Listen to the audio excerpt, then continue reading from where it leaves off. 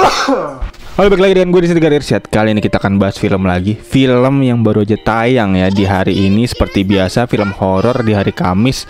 Yang dimana film horor ini, film horor yang memang awalnya memang gue pikir lagi-lagi ya, film thread Twitter lagi, film dari Rizal Mantovani lagi. Dan bener aja ini bener-bener film yang dari awal gue cukup skeptis gitu untuk bisa tonton. Pasti kayak ya begitu aja lagi gitu ya. Terlebih lagi kemarin gue ngeliat reviewnya dari Ngelantur juga ada film Hutang Nyawa ya, itu juga dari thread Twitter dan ternyata kurang banget katanya di situ. Jadi gue berangkat dengan rasa yang bener-bener skeptis banget untuk bisa nonton film ini.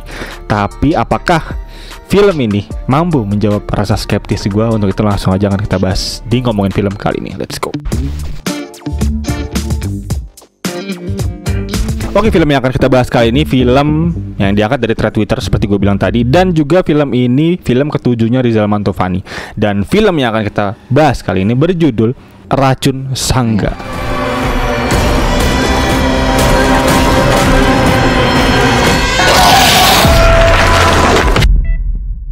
Ini bisa disumbuhkan lah.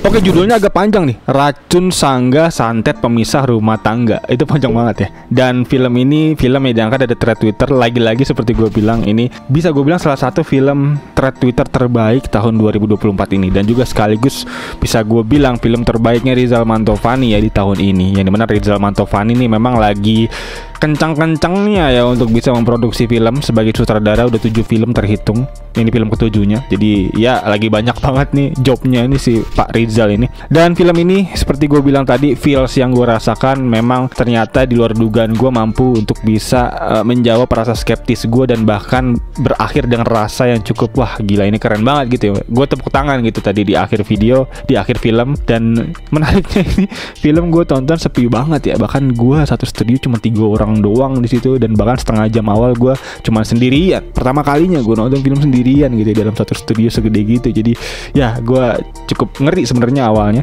Dan dibuka dengan font merah yang bisa gue bilang secara grafis ini keren banget, secara visual keren banget. Dan akan gue bahas tentunya tuntas ya untuk di review nanti di segmen review. Dan sebelumnya gue mau kasih tahu dulu untuk aktor-aktornya di sini. Yang pertama ada Veredika Chul di mana memerankan Maya. Lalu ada Fahad Haidra memerankan Andi. Fahad Haidra ini main juga di Vina ya kemarin. Lalu ada Mila Jamila di situ memerankan Safia. Dan ada Wafda Saivan Lubis memerankan Duma.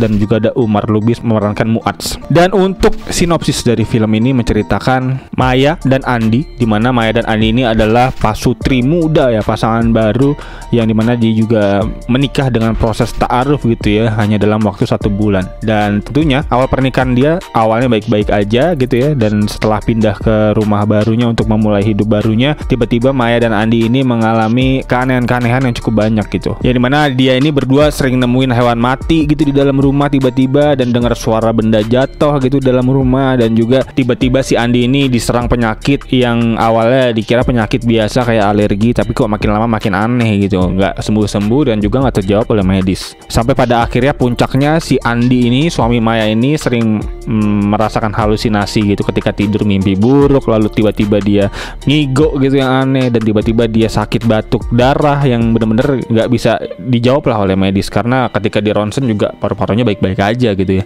Dan terlebih lagi pasangan ini juga akhirnya bolak-balik ke rumah sakit, dan akhirnya muncul dugaan bahwa ini diakibatkan oleh ilmu hitam dari Kalimantan yang terkenal, yaitu racun sangga ini. Dan terlebih lagi si Maya ini ketika itu sedang hamil ya, hamil muda. Dan tentunya itu menjadi kayak cobaan berat lah buat dia, sekaligus menjadi tantangan ya dalam rumah tangganya gitu. Dan apakah Andi dan si Maya ini berhasil keluar dari teror yang ada di film ini dan juga di pernikahan baru dia ini? Tentunya bisa teman-teman langsung tonton aja. Gua nggak mau spoiler kali ini, teman-teman harus lihat karena ini rekomendasi film terbaik lah dari thread Twitter di tahun ini gitu ya. Dan selanjutnya untuk review langsung aja, dimana gue udah nyatet banyak banget nih plus dari film ini, dan bener-bener gue cukup kaget ya bahwa ternyata salah satu film yang rasa skeptis gue tuh patah banget gitu setelah nonton film ini. Jadi ya untuk review gue soal film ini, yang pertama adalah plot ceritanya tuh rapih banget. Gue nggak ada ngelihat plot hole yang cukup berarti di film ini, karena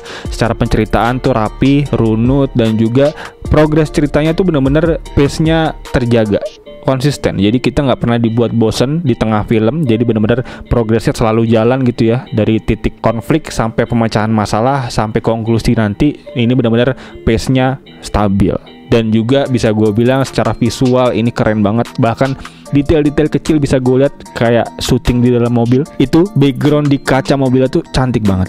Hujan, bisa teman-teman lihat nanti ya, hujan lalu ada rintik-rintik hujan dengan bertemu lampu jalanan, itu bener-bener oke banget. Secara visual, grafis keren banget. Secara font juga ini keren banget. Di awal film nanti kita disuguhkan oleh banyak tulisan-tulisan, pesan-pesan, dan bahkan di akhir film nanti juga ada font-font menarik di situ. Untuk konklusi dari film ini juga disampaikan dengan font yang bisa gue bilang secara grafis keren juga, warna merah gitu, dan juga jump scare-nya ini nggak banyak tapi efektifnya luar biasa, 100% oke banget. Gua bener-bener nggak nyangka di situ akan ada jump scare gitu. Jadi ini bener-bener secara jump scare oke, secara plot cerita oke, secara visual juga oke, dan secara eksekusi pengemasan ending bisa gue bilang ini pecah banget lah. Gua sering ya untuk bisa bilang di film-film Indonesia lokal horor lainnya bahwa ending itu kurang nendang gitu ya, tapi di film ini endingnya benar-benar membuat kita klimaksnya ada di top lah, ada di puncak. Ketika kita tahu bahwa endingnya seperti itu, kita akan merasa bahwa wah, benar-benar ini film yang intensitasnya tuh benar-benar naik dan pecah di atas. Jadi benar-benar bisa gue bilang secara plot cerita, secara ending ini oke banget, dikemas dengan baik tentunya. Dan secara acting bisa gue bilang ini cukup oke.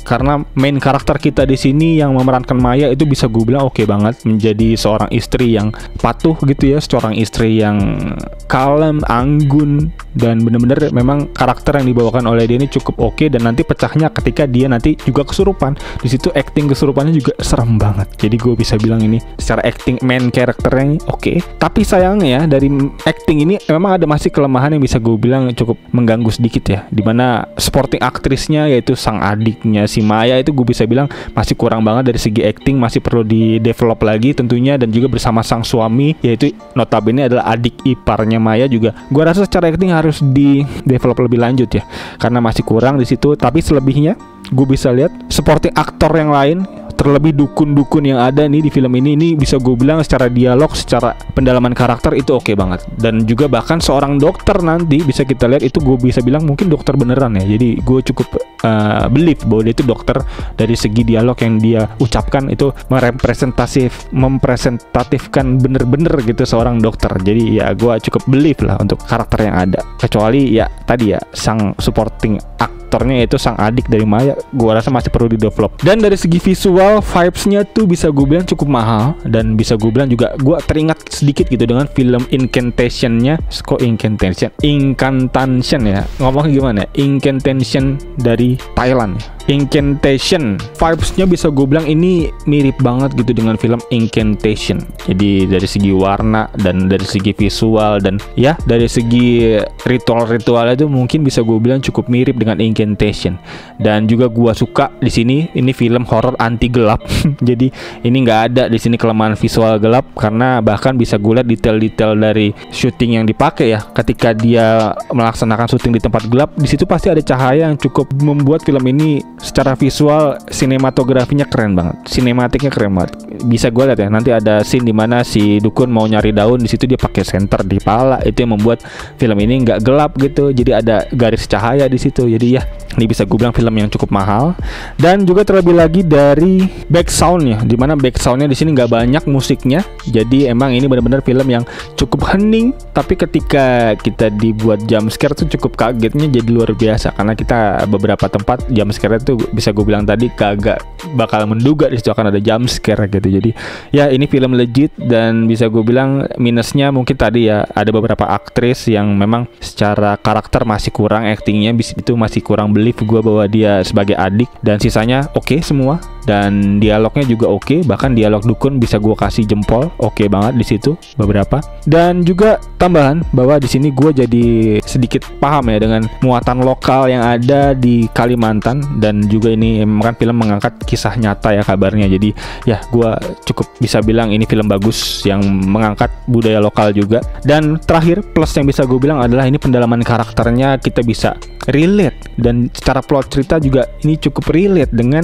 yang ada di masyarakat. Kita sering dengar kisah premis seperti ini, premis di mana ada seorang laki-laki yang ditinggal oleh sang pujaan hatinya dan tiba-tiba dia sakit hati gitu ya, dan tidak terima dan akhirnya bermain ilmu hitam. Itu mungkin premis yang kita sering dengar ya di masyarakat, dan juga banyak dari kita mungkin mengalami hal yang sama ya, ketika hubungan yang memang kita dambakan ini tidak berjalan sesuai rencana, itu pasti rasanya sakit banget kan. Jadi ini gua rasa memang cukup relate dengan yang ada di kehidupan sehari-hari, dan bisa gue bilang memang secara formula ini mirip-mirip sama film Santet Segoro Pitu kemarin, dimana bedanya cuman di Santet Segoro Pitu adalah persaingan bisnis, persaingan dagang di situ ya, dan lalu saling menyantet.